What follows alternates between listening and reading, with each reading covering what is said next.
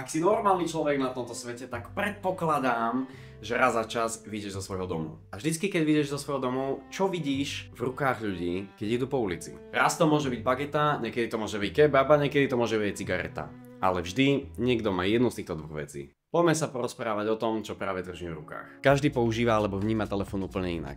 Niekto to používa na volanie, niekto to používa na písanie, niekto to iba na pozeranie videí, ale niekto to používa aj na profesionálnu robotu. Alebo Majka, prvý ročník na strednej, chce ukázať svojim kamoškám, že si mohla dovoliť konečne to jablčko. Ja osobne beriem telefón ako zariadenie, cez ktoré môžeš volať, písať, pozerať nejaké videá a zároveň spraviť na tom nejakú profesionálnu prácu. Je mi úplne jedno, aká to je značka alebo aký systém to používa. Pre mňa je len dôležité, aby som tú robotu vedel dokončiť. Lenže niektoré systémy sú v niečom lepšie, niektoré sú v niečom horšie a niektoré sú úplne na hovno. Ja túto vecičku používam už od 7. ročníka na základke s tým, že som si už prešiel Windowsom, Androidom a teraz som switchol na iPhone. Používam ho teraz vyše mesiaca a mám pár vecí, čo k tomu môžem dodať. Toto je všetko, čo mám rád na Androidových telefónoch. Na Androidových telefónoch vieš zmeniť všetko. Operačný systém, tapety, ikony, všetko, čo ťa napadne. Pri iPhonech? Bože.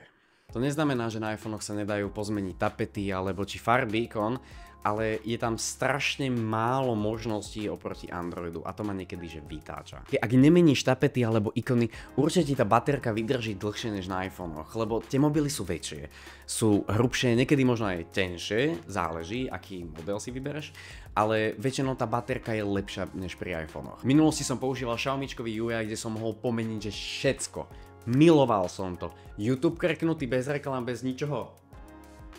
Milujem. Celkovo ja som Android videl ako moje pieskovisko, kde sa môžem s tým vyhrať a je mi jedno, čo s tým spravím, lebo buď z toho bude cihla, ktorú potom môžem neskôr kúpiť iba za 200, nejako Apple za 1,5 tisíca, to kradnem. Preto Android bola pre mňa jednoduchá voľba, či finančne, ale aj preto, lebo som sa na to mohol softvérovo učiť, čo sa tam deje, ako to celé pracuje a zároveň ako aplikácie medzi sebou fungujú.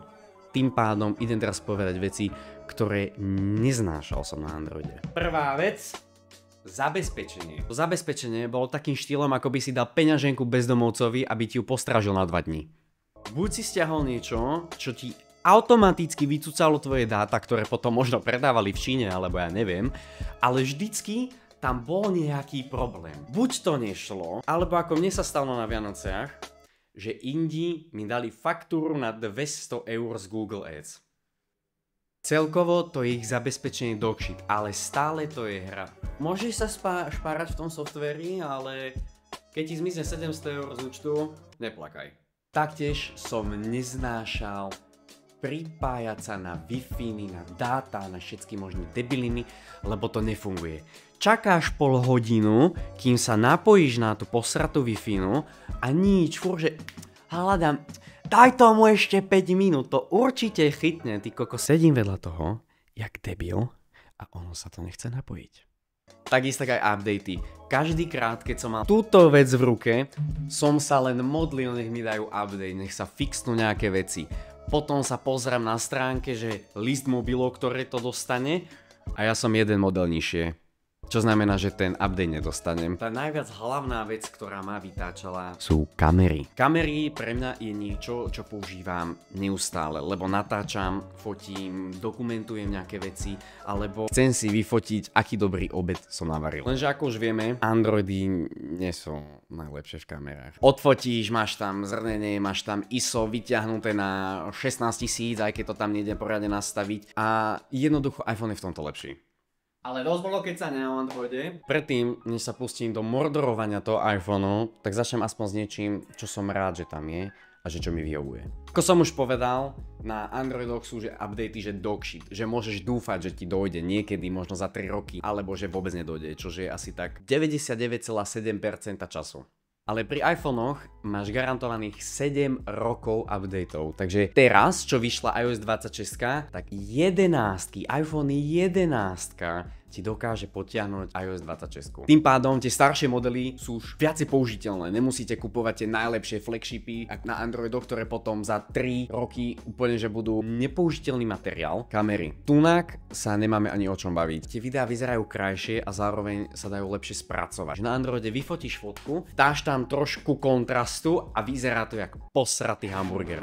Čo si veľmi vážim na iPhonech, tak je FaceTime, Find My, iMessage, iCloud a AirDrop. Tieto veci je strašne dobre spravený, ale neviem si predstaviť, že by som na 100% išiel do toho celého ekosystému. Milujem pripojenie na hociaké siete. Pri tom Androide si musel vymajnovať 2 diamanty, aby si to vedel proste zapnúť.